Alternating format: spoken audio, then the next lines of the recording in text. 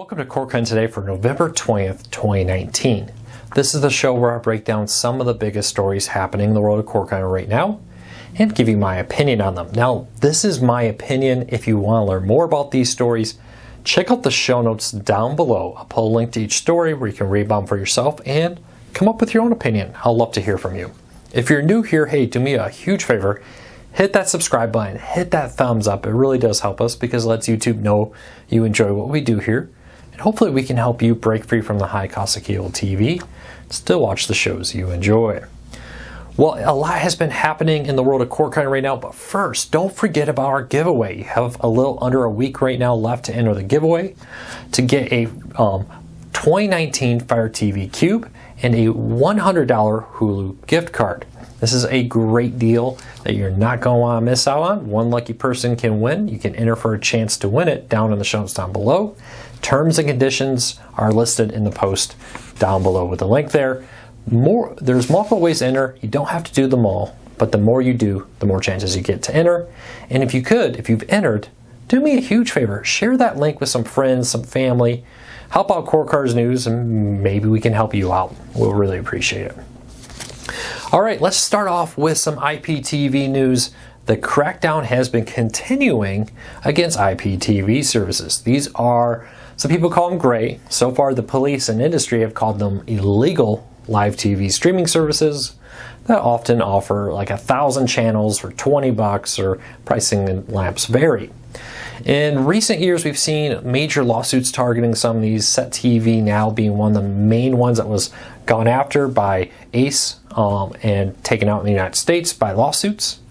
But in recent months, we've seen an effort to go to the suppliers. A lot of these IPTV services have been resellers. They just buy a kit from a provider, like, hey, here's the channels, you slap your logo on it, you make yourself a web page, and we'll give you $30 or whatever selling price, and you get a cut of that.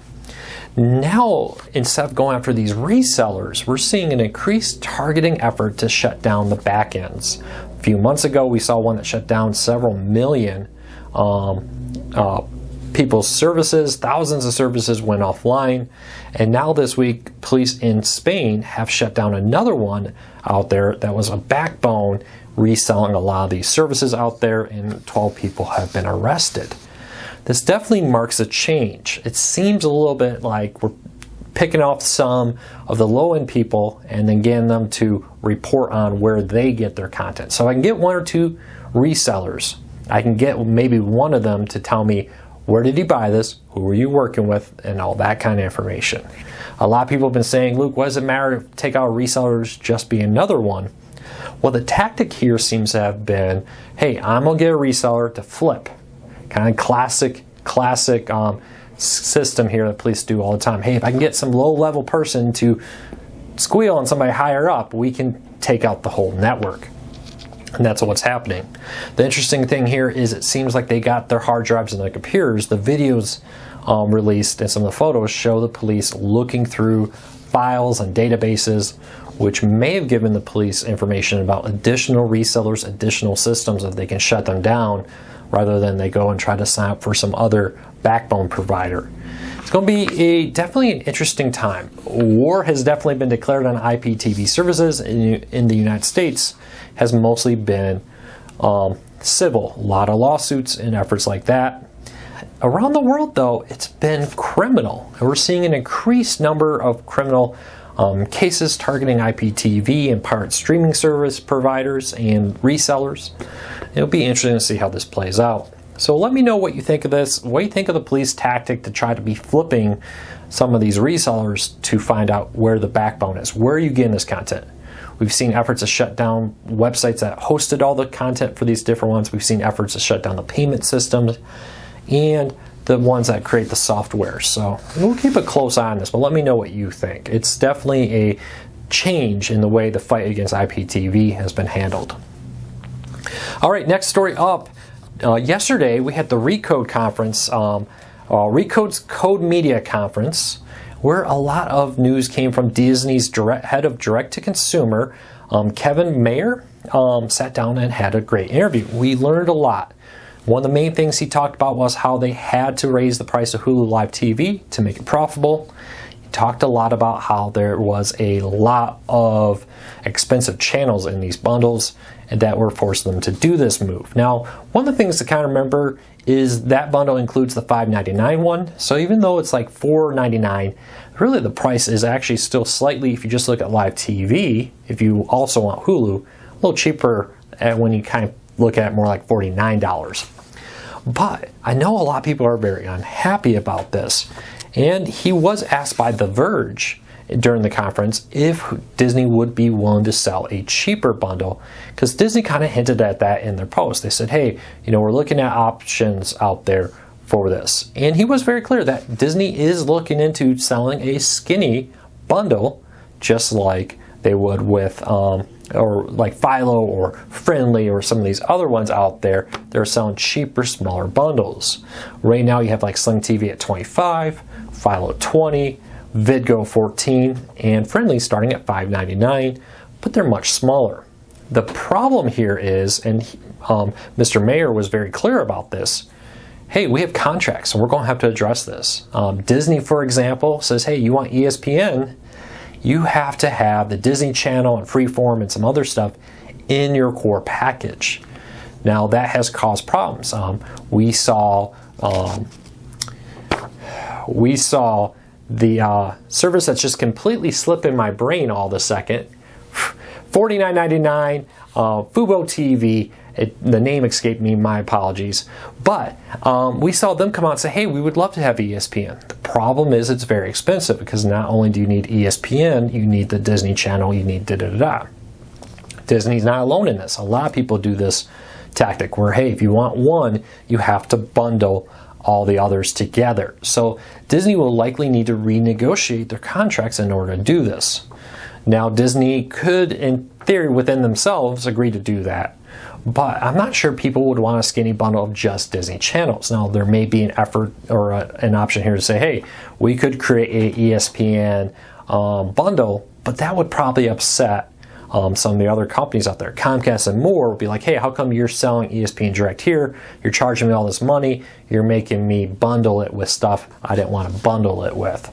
So Hulu may want to do this, but they're in a little bit of a tough spot. You look at Philo and like, hey, they're smaller, but they have all the Discovery, all the A&E, all the Scripps, and more networks, because to work with them, they had to have them all. Friendly is a whole lot smaller, but it doesn't have a lot of the bigger networks. It has all the Crown Media channels, the Hallmark channels, has the Weather Channel and some other stuff. But it's not like it has a FX or a Fox Sports 1 or ESPN included with it at that price. So while this sounds great, I understand Disney's desire not to lose money. We heard Sony complain that they were losing money, and that's why they shut down PlayStation Vue. But this idea of a skinnier bundle could be the way people go. We saw a recent cord-cutting trend talking about people dumping live TV and going to on-demand only because it's cheaper. So let me know what you think. What do you think of Mr. Meyer's defense of the price hike to make the company profitable, or the live TV department profitable? Disney's very profitable, but that doesn't mean they're going to be willing to accept a loss in any part of their business. Disney has a long track record of saying, yeah, we're overall profitable, but this segment here is not being profitable, so we're going to cut it out. So let me know what you think of that. Let me know what you think of his plan to offer skinnier, smaller bundles. And do you think they'll actually be able to pull that off? Would you pay for a Disney-owned bundle only, where it's just the Disney channels and ESPN, all the Disney content, Freeform, and that kind of stuff? So leave me a comment. Let me know what you think. I'd love to hear from you. All right, AT&T is expanding AT&T TV. Now, AT&T TV is a great, or I don't know if great's a great word. It's a new streaming service out there that basically takes cable and streams it online. It takes the DirecTV packages for the most part, some omissions there, puts it online, includes a 2-year contract for $59.99 a month for the first 12 months. As part of 24-month contracts, your price will go up. It does require you to have an additional AT&T branded set-top box. It's an Android TV powered box. After that first one is free, you can then use the Fire TV Roku, and more. I've been told that requirement to have that box that's free is part of honoring something in a contract out there. But it's been expanded into 6 new markets, launched in 10, now available in 16, including New York City. So if you've been thinking about trying it out, it's available in 6 new markets. I really do stand behind my argument that AT&T TV, which is completely different than AT&T TV now, is not targeting cord cutters. It is actually targeting cable subscribers. AT&T made clear this service is noticeably cheaper for them. They don't have to send a truck to your home. They don't have to give you a satellite dish, and they don't have to launch satellites into space and maintain them. They just have the internet, a whole lot cheaper than running this. But it's now available in 6 new markets. No other changes. AT&T did not make an announcement about this. They just updated their website, sent out some emails to people who live in markets who had asked to be notified when it was available in their area. But beyond that, nothing else has changed. So let me know if you have AT&T TV. It's now available here. They're not offering press reviews. If you have it, let me know what you think. It runs on the AT&T TV Now app. It's very similar. It's built completely on at the time it was the DirecTV backbone, but now the AT&T TV Now backbone. Same server, same everything. Different terms, different channel lamps. That's basically it. So let me know if you have it. I'd love to hear from you. All right, last post of the day, is T-Mobile TV dead? I've been getting this question left and right recently because T-Mobile had a big event last week where they talked about all of their goals for T-Mobile post-Sprint merger. The problem being was T-Mobile TV didn't come up. They talked about 5G, home internet, plans for first responders, discounted phone plans with data and more on it. They didn't talk about TV, and this has been raising the question, is T-Mobile TV dead? Now, they do have TVision, which is something else. So T-Mobile, when they announced plans to launch a TV service, bought Layer 3, which is a small cable company. It runs like a cable company, effectively. But they always were like, hey, we're the good cable company. We're the friendly cable company. We're the more T-Mobile-like cable company, I guess I would call them. And they did expand that to a couple cities, and they rebranded it to TVision. But they always said there'd be another streaming version that'd be nationwide, and that would be more of a cord-cutting service called T-Mobile TV. Right now, that website's gone for T-Mobile TV. It redirects you to the TVision, and no one's talking about it. T-Mobile hasn't responded to our requests recently about it, and that's raised a lot of questions. So we did some digging, and T-Mobile was very clear. A couple things earlier this year they said that I think pertains to this. First of all, they said that T-Mobile TV would come after 5G. 5G now finally has a release date from T-Mobile. It's coming out in December. Good news there. That means we could be a step closer to T-Mobile TV. But they also said they wanted to complete the Sprint merger to get the user base there, so they would have a bigger user base to go strike contract deals with companies like Disney, Fox, and others out there. T-Mobile, in a filing supporting the merger with Sprint, complained that they weren't getting the same good deals that their competitors would get. They would have to pay more because of their subscriber base being smaller and other factors. They argued that if they could merge with Sprint, they could then take the Sprint customers and use that larger base to go and negotiate better contracts for T-Mobile TV. Well, the DOJ and FCC have approved a merger with Sprint and T-Mobile. It's facing a lawsuit right now. Now, first hearings come next month in December, but we're probably far away from that lawsuit being resolved. Right now, it seems like the future of T-Mobile TV is tied up in that lawsuit. And even then, it'll be interesting to see what they do. Will they go forward?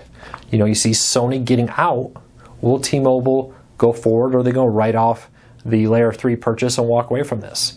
It's hard to say. It sure doesn't look good when they're not talking about it, and it doesn't look good when they are not, when the website's gone. When the website now just redirects over to TVision instead of T-Mobile TV.